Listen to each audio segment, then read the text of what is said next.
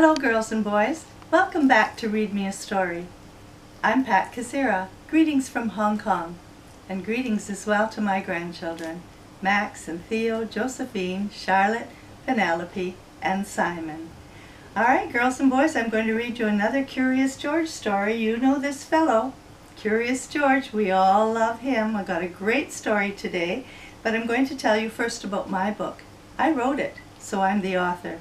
It's called Tips and Tidbits for Parents and Teachers. So that means it's for your mums and dads to read, and they can get it at amazonbooks.com. Now, this book will help them to help you at home, and it tells them all about the things that I learned, really important things, in my 50 years of teaching in the classroom. Okay? And these 2 awards are just 2 of the stickers from the 5 awards that this book has won already. So I'm pretty proud of that. Alright, tips and tidbits for parents and teachers. Okay, we're going to have Curious George now, and here he is waiting. He always loves to hear stories about himself. And today's story is about, look at this, ice cream. Oh boy, I'm sure he's going to like that. This is a visit to the ice cream shop. So Curious George goes to an ice cream shop. There it is. Alright, so let us begin. George and his friend were cleaning the house. "We've worked hard today," said the man. "Let's treat ourselves to some ice cream."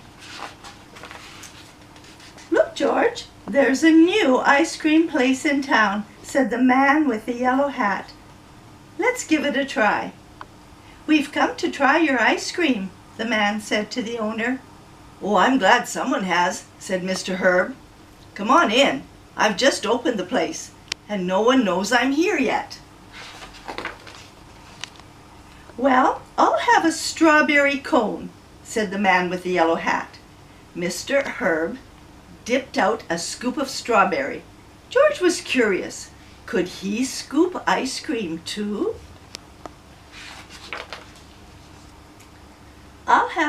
I have some errands to do, George," said the man.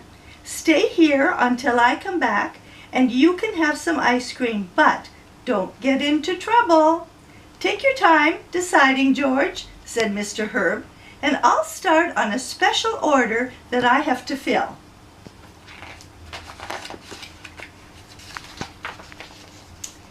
George couldn't make up his mind. There were so many flavors to choose from. Mr. Herb was busy filling a bowl with ice cream. "This is my first big order. It's for a party, and it has to be just right." Just then the phone rang. "Oh, that might be another order," said Mr. Herb, and he went to answer it. The next thing you know, George had climbed onto the counter, and he picked up the scoop. He dipped it into the banana ice cream, and he put it in the bowl. And then he dug into the strawberry, the nutty walnut, the raspberry, and the chocolate.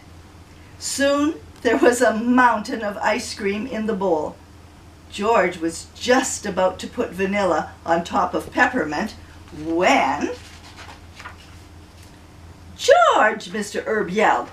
"That's not what my customer ordered. Now I'll have to start all over again," he said. "Get away from here." Mr. Herb was angry. George was scared. He ran over to the other counter in front of the window. There were jars of cherries, nuts, coconut, whipped cream, and all kinds of sauces. There was a bowl of bananas. George put some bananas in a dish, and then he added raspberries, chocolate chips, and whipped cream. George was getting hungry. Suddenly, there was a tapping on the window. George turned around, and outside there was a crowd watching.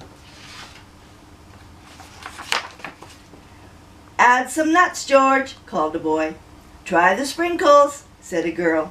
"Don't forget the cherry on top." How could George forget the cherry?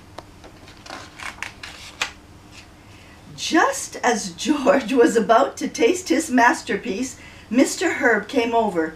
He was still angry, but before Mr. Herb could scold George, the crowd rushed in. "I'd like a raspberry sundae," said a man. "And I'll have a banana split," said another. Mr. Herb could hardly keep up. The orders just kept pouring in. Finally, everyone was served. "And thanks for all those customers, George," Mr. Herb said. "You messed up my big order, but you sure made up for it." Just then, the man with the yellow hat came back. "Have you finally decided what flavor you want, George?" "He sure did," said Mr. Herb. "A little of everything." And I'm wondering whether George's ice cream cone perhaps looked something like this. Flavors galore. Well, I hope you enjoyed that book, Girls and Boys of Curious George. Come back next time for another session of Read Me a Story. More from Curious George. Bye for now.